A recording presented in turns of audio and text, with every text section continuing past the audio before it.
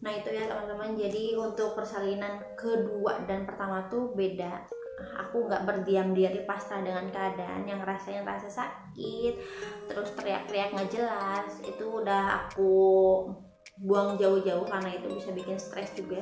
Aku relax, aku coba relax, dan situ aku coba jalan kaki, sering-sering jalan kaki, dan aku coba sering-sering nungging kayak gitu teman-teman. Nah untuk teman-teman yang pengen persalinannya lancar, aku kasih tahu beberapa tips teman-teman. Kita yang pertama teman-teman, yang harus teman-teman lakuin itu teman-teman banyak berdoa. Doa itu menyambungkan kita komunikasi dengan Allah pastinya teman-teman. Nah udah tahu banget lah ya itu mah. Masa ada yang mau lahiran gak berdoa, takabur banget ya teman-teman. Yang pasti teman-teman harus berdoa sesering mungkin, kapanpun itu berdoa sama Allah, kemudian ajak komunikasi baik kita. Jangan anggap bayi yang di dalam kandungan itu cuma sekedar nebeng aja istilahnya ya di perut, dia tuh bisa dengar teman-teman. Kemudian menurutku bayi di dalam kandungan kita ini dia sangat dekat sama Allah, karena apa? Karena bayi ini masih di surga ya, belum turun ke dunia gitu, masih dijaga lah ya istilahnya sama Allah. Jadi kita coba komunikasi baik dengan bayi biar nanti bayi bisa nyampein ke Tuhan gitu ya, meskipun tanpa kita bicara dengan bayi, Tuhan tuh di mana-mana, Allah tuh pasti lebih tahu banget gitu apa yang kita butuhkan gitu ya. Tapi tetap kita harus bawa ini si bayi komunikasi dengan baik gitu ya. Aku tuh sering bilangnya ke bayiku, Dek, nanti lahirannya bantuin bunda lahiran normal dan cepat prosesnya, kemudian usahain lahiran itu kalau bisa ada ayah di rumah gitu. Dan ini kan lahiran tanggal 15 Februari hari Senin subuh ya sebenarnya teman-teman. Di hari Minggu itu suamiku pulang dadakan karena emang ada urusan kerja yang diwajibkan juga untuk suamiku itu pulang. Waktu itu singkatnya itu ngurus yang kebanjiran gitu lah ya, ikut jadi panitia kebanjiran gitu, bantu di posko gitu, karena suamiku itu ikut klub gitu, klub Vespa gitu di kantornya, jadi bantu untuk datang langsung supaya memberikan bantuan ke tempat yang mengalami kebanjiran gitu. Nah kalau itu mungkin ke pending, mungkin suamiku akan ada di sampingku gitu ya, tapi kan semuanya udah diatur sama Allah, aku juga percaya gitu. 11-an gitu menunggu ke jam 12 aku dibantu sama bidannya itu untuk pembukaan manual. Jadi maksud pembukaan manual itu dibantu sama susternya biar pembukaan itu lebih cepat. Aku nggak tahu gimana, yang pasti aku rasain itu nggak nyaman. Biasanya jarinya masuk kemudian dicek dan itu benar gak nyaman teman-teman. Sama aja kalau cek pembukaan yang kelahiran anak pertama pun aku ngerasain gak nyaman. Untuk teman-teman yang udah ngerasain persalinan sama ya teman-teman, gak nyaman, tapi mau gimana lagi karena itu adalah proses kelahiran normal, jadi mau gak mau kita harus terimain ya. Itu rasanya gimana ya, perih, terus kayaknya kayak mau dirobek gitu aja lah ya. Tapi teman-teman itu nggak akan sebanding kalau kita mikirinnya mau ketemu sama baby kita gitu ya ke dunia, itu nggak akan sebanding. Makanya waktu itu aku masih relax aja gitu, beda banget sama kelahiran pertama tuh aku agak gimana ya, agak ngerasain kayaknya seluruh tubuh tuh benar-benar sakit banget gitu ya.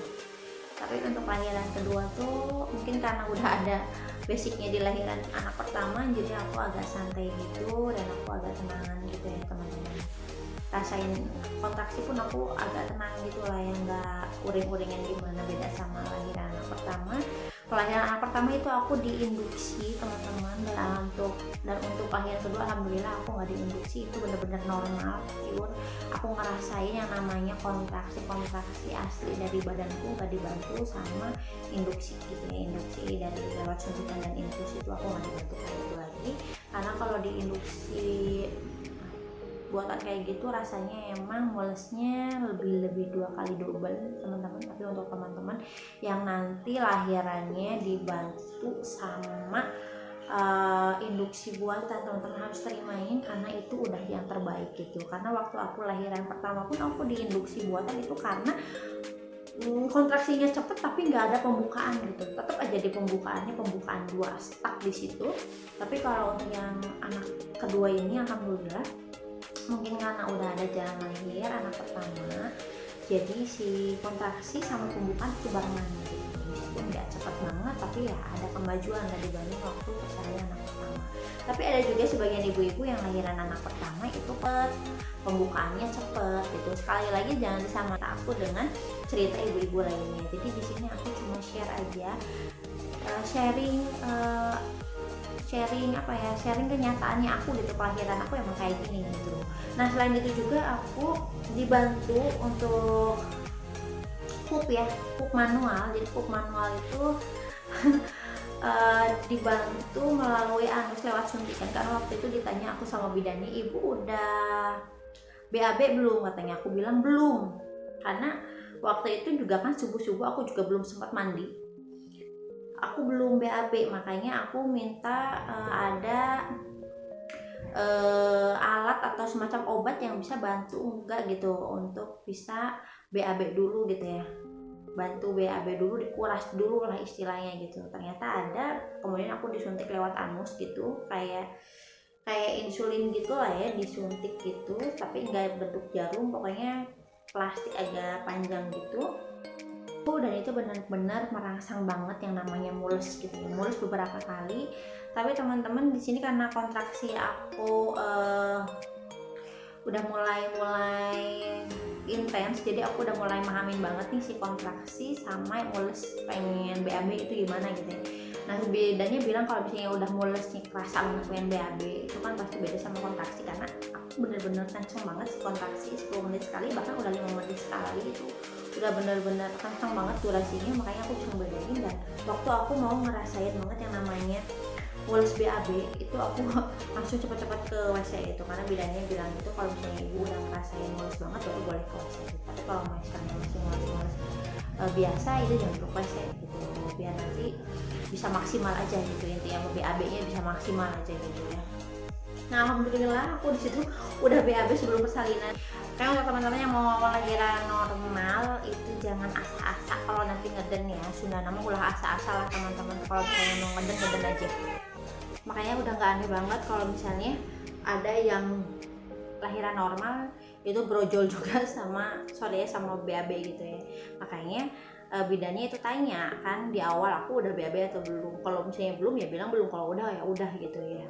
Nah alhamdulillah aku udah keluar si kotorannya dan bisa pede lah ya untuk lahirannya gitu. Tapi untuk teman-teman yang misalnya nanti mau lahiran normal nggak usah takut kalau misalnya nanti keluar BAB juga. Teman-teman harus dipikirin itu kita mau ngeluarin anak gitu ya. Jadi jangan ngedennya jangan ditunda-tunda, langsung aja gitu ya, kayak ngeden kita mau BAB gitu. Waktu lahiran anak pertama pun yang Amira, aku tuh bingung ini mau lahiran atau mau BAB gitu ya. Terus bidannya malah bilang gak apa-apa Bu, kalau misalnya ibu mau BAB keluarin aja BAB gitu, gak usah malu-malu, keluarin aja. Makanya disitu aku ngeden sekuat mungkin. Anakku yang kedua ini lagi nangis, nanti kita lanjut lagi ya teman-teman. Selain itu untuk lahiran cepat dari HPL itu teman-teman ada istilahnya, mungkin pernah dengar lah ya istilahnya, itu sering ditengokin sama bapaknya gitu. Kalau itu aku nggak terlalu sering karena suamiku juga kan pulangnya seminggu sekali. Kemudian ada juga untuk memancing kontraksi biar lahir lebih cepat, itu teman-teman sering lakuin yang namanya senam hamil. Browsing aja karena udah banyak banget senam hamil yang merangsang kontraksi biar salinannya cepat, terutama biar ototnya itu nggak kaku saat nanti mengejar. Kemudian teman-teman juga bisa lakuin yang namanya jalan kaki, naik turun tangga. Terus teman-teman juga bisa yang namanya makan lemas ya, tapi dalam porsi yang wajar aja, makan lemas atau makan yang asam-asam lah ya, merangsang kontraksi. Kalau aku sih jujur aku waktu kemarin makan mangga sama makan pedas gitu ya, itu merangsang kontraksi. Terus yang aku lakuin juga itu tidur, aku tarik putingku itu tuh merangsang kontraksi. Dan putingku waktu kemarin udah produksi ASI, jadi pas aku tidur dan aku pas mandi itu sering aku tarik-tarik itu putingnya, dan itu ngeluarin ASI dan itu merangsang kontraksi gitu. Jadi lakuin itu aja sesering mungkin teman-teman, apalagi pas teman-teman usia kehamilannya mendekati 40 week ya. Kalau kemarin itu di 38 week ya teman-teman gitu. Oke teman-teman, di sini aku mau share pas aku udah masuk ke ruangan bersalin ya. Langsung aja kita lihat video singkatnya. Nah ini tepat di jam 12 siang aku udah masuk ke ruang persalinan. Jadi ini posisinya udah masuk ke pembukaan 4 ya, makanya udah masuk ke ruang bersalin. Nah di sini di sebelahku, sebelah kanan ini ada untuk proses persalinan water birth. Jadi untuk yang mau melahirkan dalam air ini juga ada di sini. Dan di sini aku sama sekali nggak kepikiran untuk lahiran di dalam air ya teman-teman.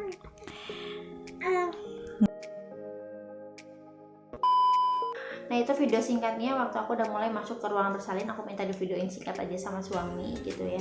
Di situ posisinya waktu pembukaan 8 pun aku masih sering jalan gitu, karena pas pembukaan 8 tuh ke 9-10 nya itu aku masih agak kuatan aja untuk jalan. Makanya alhamdulillah proses dari pembukaan 1 menuju ke 4 itu lumayan cepat. Makanya pas pembukaan keempat itu aku udah mulai masuk ke ruangan bersalin sekitar jam 12-an ke lantai 4 kalau nggak salah ruangannya.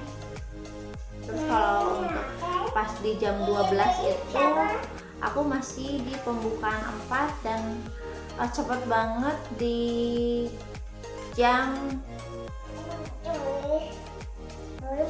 berapa ya, di jam 4 itu kalau nggak salah itu udah masuk ke pembukaan 6 ke 7. Terus jam 18:17 itu aku udah masuk ke pembukaan 9 dan itu si ketubannya itu dipecahin manual gitu sama bidannya, dipaksa pecah gitu. Karena kalau udah dipaksa pecah itu otomatis katanya aku makin kontraksinya luar biasa banget, mulesnya itu makin menjadi. Dan benar banget waktu dipecahin si air ketubannya aku ngerasain banget yang namanya mulesnya luar biasa dari sebelumnya gitu ya, karena airnya kan keluar kan, jadi si baby juga kedorong buat keluar. Apalagi uterus itu otot yang bekerja juga sama kayak rahim untuk membantu si janin keluar ya dari vagina gitu teman-teman.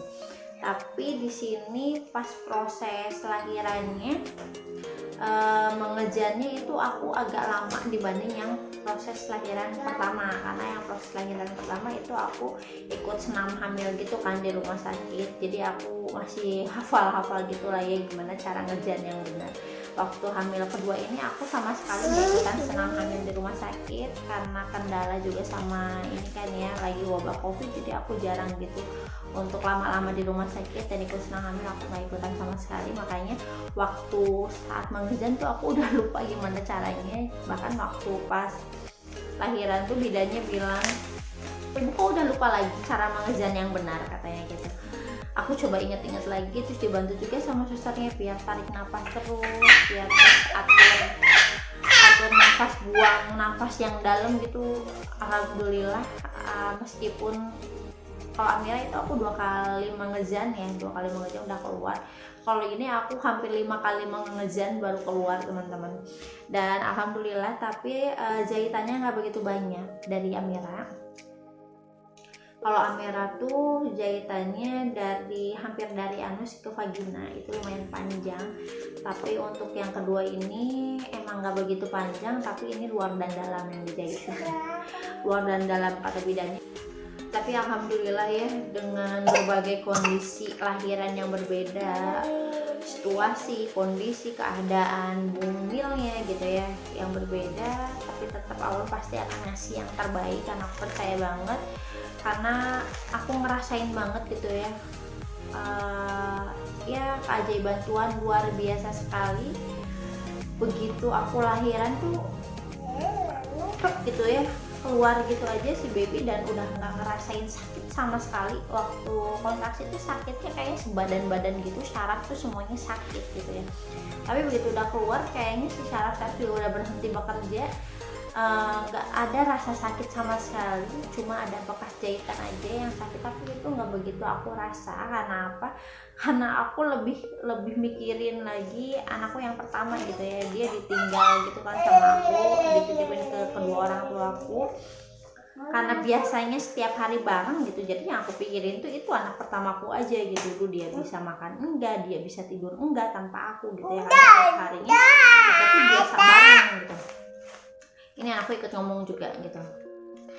Nah terus begitu aku mikirin itu tuh kayaknya rasa sakitnya langsung hilang gitu aja. Jadi semua ibu-ibu yang melahirkan itu pasti punya cara sendiri buat ngilangin si rasa sakit, dan alhamdulillah aku recovery-nya cepet banget, speed recovery banget.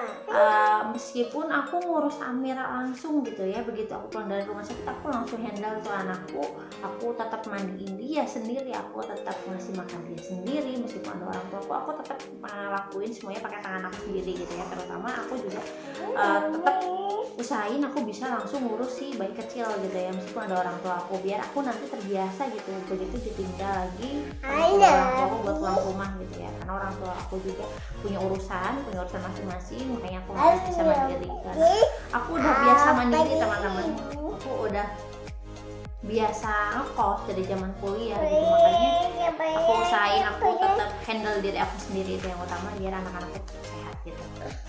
Nah gitu teman-teman ya cerita singkatnya, dan sedikit juga yang mau aku share teman-teman di sini. Kalau misalnya dikasih makan sama pihak rumah sakit, dimakan aja, jangan ditunda-tunda. Pokoknya yang aku rasain itu dari hamil pertama sama kedua itu beda banget. Pas persalinan yang pertama itu aku males banget makan, jadi begitu produksi ASI itu pasti nggak ada, karena nggak ada asupan yang masuk gitu ya. Makanya waktu pas Amira itu seret banget ASInya, tapi karena aku belajar dari situ, aku juga banyak browsing, aku banyak belajar lah cara untuk produksi ASI yang baik dan benar itu gimana. Terus makanya pas dua tuh kan dikasih makanan itu sama pihak rumah sakit, aku paksain buat makan meskipun lagi ngerasain kontraksi gitu, karena yang dipikirin sama aku tuh gimana caranya aku bisa ngasih ASI yang terbaik, ASI eksklusif, terus biar aku juga bisa pulang cepat ke rumah, biar nanti covernya itu udah baik lah ya, luar dan dalamnya gitu ya.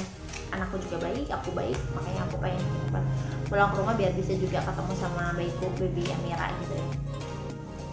Nah untuk teman-teman juga nih yang males-males makan waktu masa mau persalinan, teman-teman paksain aja makan, karena dari mereka, dan teman-teman juga harus tahu di 1-20 hari pertama itu golden banget, emas banget untuk teman-teman bisa ngasih ASI, karena dari situ tuh pasti produksi terus kan si ASI. Makanya kalau misalnya teman-teman udah mulai ngerasain sakit atau misalnya males ngasih ASI, karena awal-awal tuh pasti lecet, yakin banget pasti lecet. Karena apa? Karena posisi menyusuinya itu kalau ibu yang baru melahirkan itu pasti selalu salah. Makanya teman-teman jangan sungkan untuk tanyain ke bidan atau ke dokternya gimana sih cara ngasih ASI yang terbaik, tepatnya gimana, duduknya gimana, terus posisi bayinya itu gimana gitu arahnya ya. Mungkin next nanti aku akan kasih share gimana cara menyusui baby yang benar ya teman-teman, posisi duduknya gimana, baby posisinya gimana gitu ya teman-teman. Makanya jangan sungkan-sungkan untuk minta diajarin dulu sebelum pulang gitu, jadi kita pulang tuh udah bawa bekal gitu ya, kita udah belajar gimana cara mandiin, ganti popok, terus gimana caranya kita bisa ngasih baby yang terbaik gitu, ngasih ASI yang terbaik gitu ya, pelekatan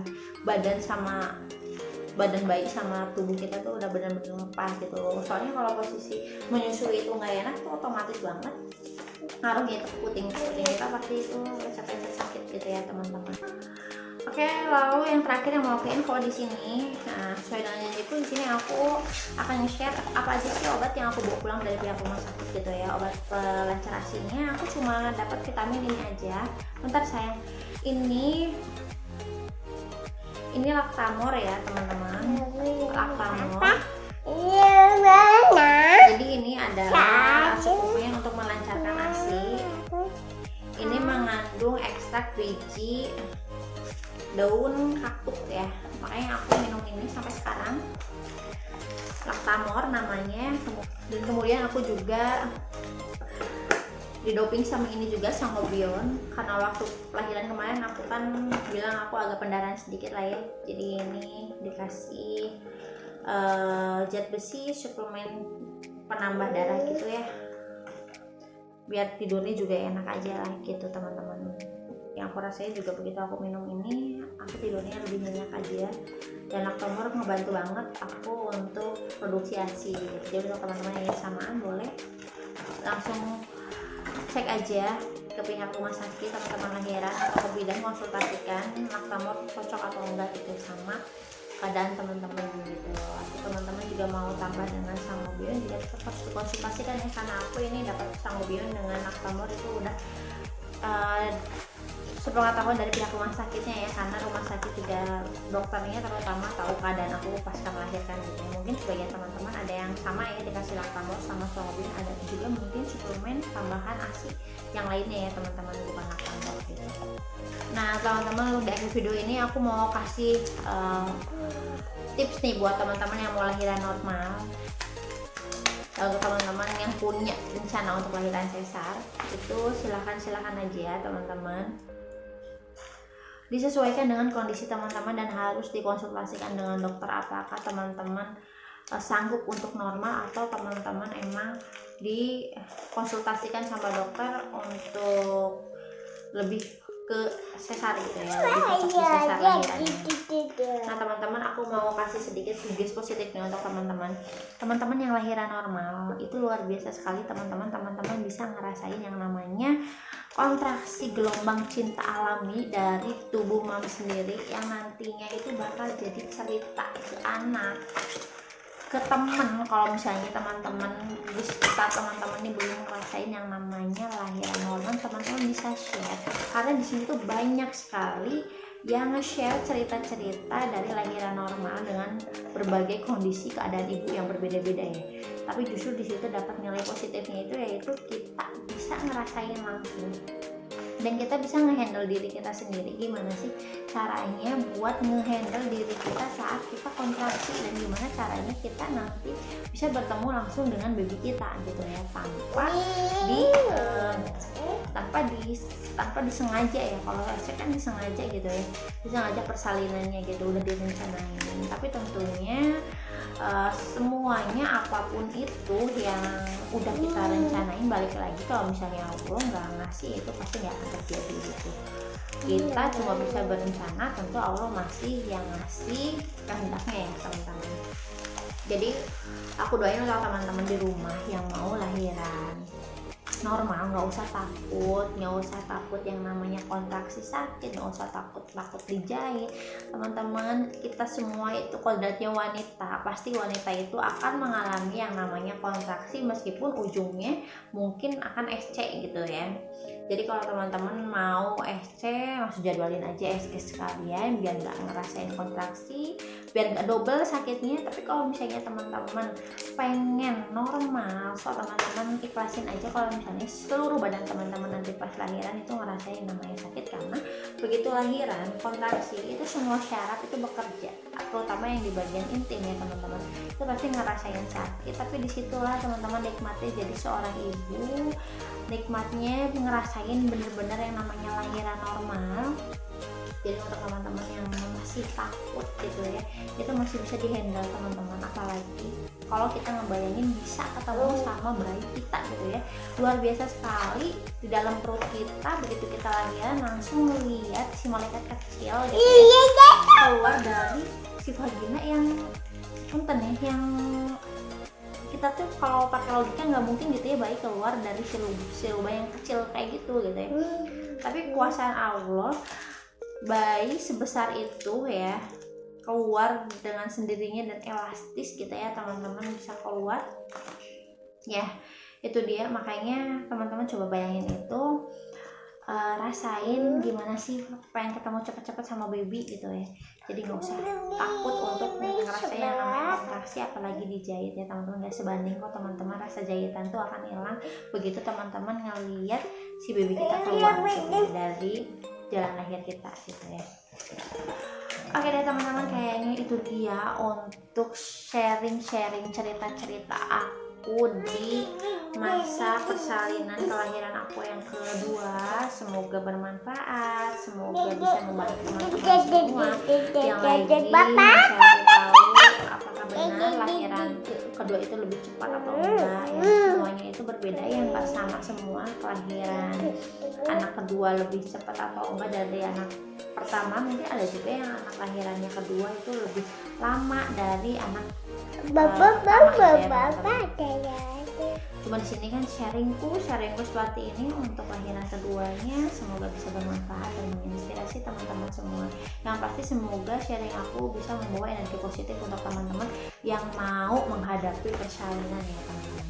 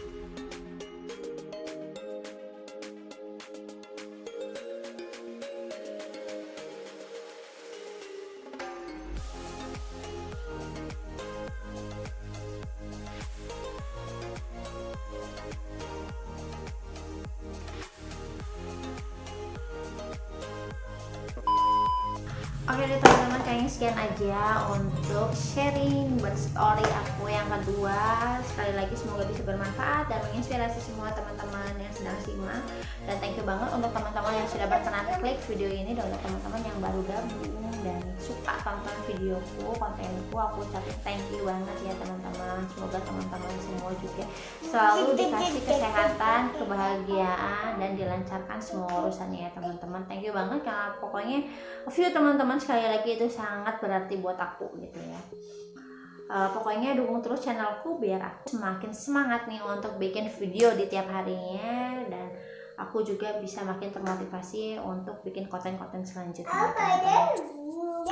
Thank you sekali lagi, sampai jumpa di video-video selanjutnya. See you on next my video. Bye bye.